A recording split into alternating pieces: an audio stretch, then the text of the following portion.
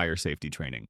In this lesson, we are learning about NFPA, other known as the National Fire Protection Association, and how to look up codes inside NFPA. The NFPA, or National Fire Protection Association, was founded in 1896 in response to the need for standardization in fire safety practices and equipment. At the time, there were no uniform guidelines for fire prevention and protection, leading to inconsistent practices and increased risks. Concerned individuals from various backgrounds, including engineers, insurance professionals, and firefighters, came together to establish the NFPA with the goal of promoting fire safety through the development of consensus-based codes and standards. Since its inception, the NFPA has played a crucial role in shaping fire safety policies and practices globally, continuously evolving to address emerging risks and technologies. The NFPA, National Fire Protection Association, develops consensus-based codes and standards for fire safety, while AHJs, authorities having jurisdiction, are responsible for enforcing these codes and standards within their jurisdiction, ensuring compliance and promoting public safety. These are just a few out of many books published by the NFPA you need to familiarize yourself with. Each one can help you stay ahead. We will be touching into 13, 20, 14 in this course.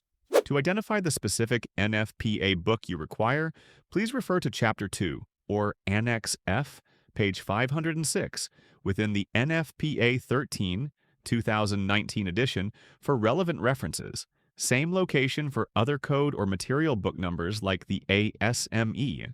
NFPA have every chapter for a certain reason. If you ever need to look up a code like, what does the height a sidewall have to be from the bottom of the elevator? Do the following.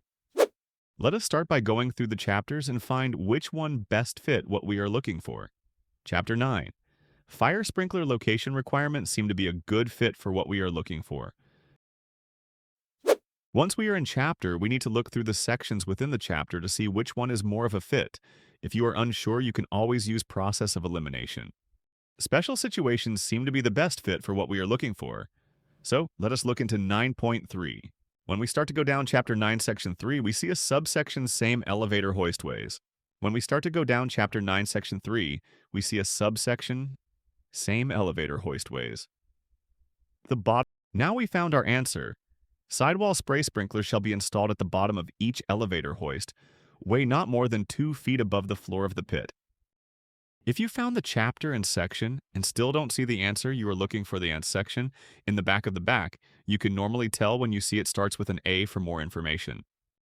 Thank you for watching. Join us at fitteruniversity.com for more free training, and we will have a new lesson every week.